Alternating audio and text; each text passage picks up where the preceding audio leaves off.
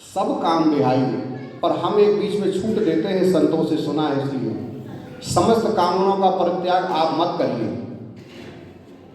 गोस्वामी जी ने जिस काल में जिज्ञासु से कहा था वो काल दूसरा था, आज काल दूसरा है। आज सब कुछ छोड़ के हम भजन करेंगे तो भगवत आश्रय हमारा दृढ़ नहीं है, इसलिए हमको कठिनाइयों का सामना करना पड़ेगा। और कठिनाई सामने आई नहीं कि हमने भजन छोड़ा। इसलिए काम करते चलो, नाम जपते चलो, हर समय कृष्ण का ध्यान धरते चलो। बीच का रास्ता है। संसार की जो जिम्मेवारी आपको मिली है, माता की, पिता की, नौकर की, बच्चे की, अध्यापक की, नौकर की, स्वामी की, जनसेवक की, प्रतिनिधि की, जो भी आपको जिम्मेवारी मिले उसको पूरा निर्वहन आप करें। उसके साथ साथ आप भजन करें। भजन का अभ्यास जीवन में आप बनाएंगे तो मृत्यु के क्षण में आपको पता चलेगा कि हमने क्या संग्रह किया है। क्यों? जिस क्षण में आपकी मृत्यु होगी कुछ भी साथ जाने वाला नहीं। जब व्यक्ति जाता है तो विचार करता है हम बहुत कुछ ले जाएंगे, पर शास्त्रों में, नीति शास्त्र के जानकारों ने लिखा है, धनानि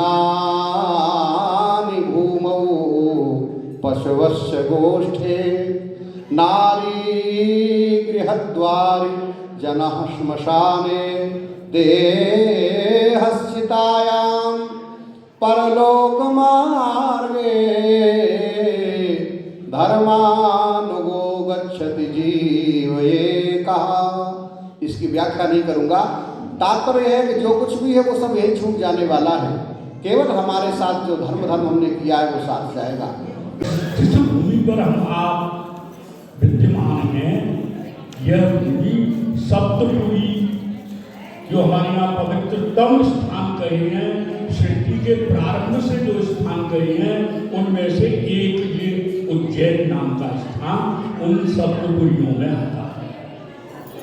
भौगोलिक दृष्टि से देखने पर जो हमारी ज्योतिष की गणना को यदि हम देखें तो ज्योतिष की दृष्टि से इस उज्जैन नगरी का बहुत बड़ा महत्व है। भूमंडल के मध्य ये विद्यमान है और जो अक्षांश रेखांश के अनुसार हमारी मध्य रेखा अंतरिक्ष में विद्यमान है, वह अंतरिक्ष में विद्यमान मध्य रेखा यहाँ उज्जैन में महाकाल के मंदिर के ऊपर से ही निकल रही है। सारा काल का निर्धारण जिस सूर्य नारायण की चंद्रमा की गति के आधार पर होता है, वो काल का अधिष्ठाता महाकाल यहाँ विद्यमान है और वो महाकाल के ऊपर से वो काल निर्धारक मध्य रेखा निकलती है। ऐसे ये ऋषियों की, देवताओं की और सृष्टि के ऐतिहासिक तत्वों में इस नगरी का महत्व बहुत है। इसलिए मेरा ऐसा मानना है कि बिना पुण्य के यहाँ हमारा आपका आगमन संभव नहीं है। ये रावत जी के द्वारा इस तरह का आयोजन जो प्रतिवर्ष एक नए तीर्थ का हमको दर्शन कराया जाता है और इस बालक का जन्मदिन हमारी भारतीय परिवेश में पुण्य भूमि पर मनाते हैं। इसलिए इस बालक को अनेकों प्रकार से हम आशीर्वाद देते हैं। हरि ओम द्रवणोला द्रवण सस्वरस्य द्रवणोला सर्वस्य अप्रेम सभो द्रविणो। और हमारे जितने भी रिश्तेदार नातेदार हैं सब एक जगह इकट्ठा होते हैं, धर्म की बातें होती, धर्म की चर्चा होती है। एक मूल उद्देश्य यही है कि हम धर्म से जुड़े रहें और धर्म के प्रति लोगों को संदेश दें। अभी तक आपने कितने धार्मिक यात्राएं करी इस तरह से? ये 15वां जन्मोत्सव है। प्राय 14 जन्मोत्सव हम इसके 14 शक्तिपीठों पे मना चुके हैं। पहली यात्रा इसकी विंध्याचल विंध्यवासिनी देवी मिर्जापुर से आरंभ हुई थी।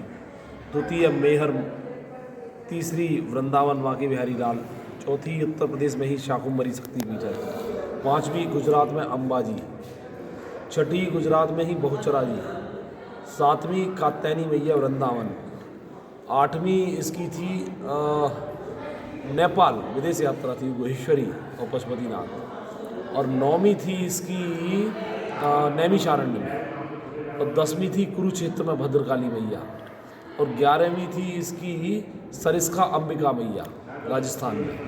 और 12वां क्योंकि कोविड था तो हम लोगों ने अपना स्थानीय देवी देवता हाथरस में ही था। और 13वां इसका फिर कोविड हुआ, वो हमने 12वां त्रिपुर मालनी जालंधर, 13वां हाथरस और 14वां आगरा और 15वां जब कोविड से हम लोग निकले, ऐसे वैश्विक महामारी से हम लोग निकले, तो पुनः भगवान महाकाल के दरबार में और आप लोगों के आशीर्वाद से हर्षिद्धि मैया के दरबार में आए, तो 15वां जन्मोत्सव हमने।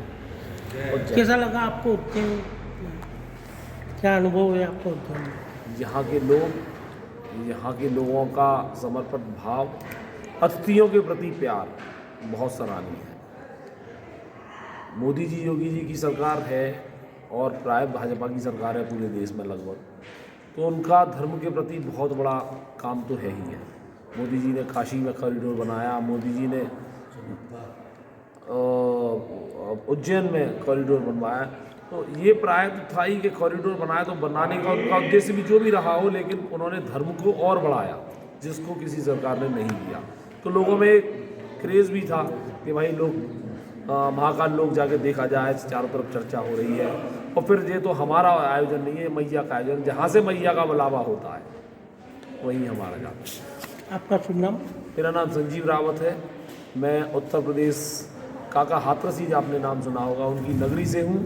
मेरे पिताजी ब्राह्मण समाज के पूरे भारतवर्ष में जो परशुराम जयंती निकलती है उसके संस्थापक सदस्य थे श्री पंडित पुन्नालाल रावत।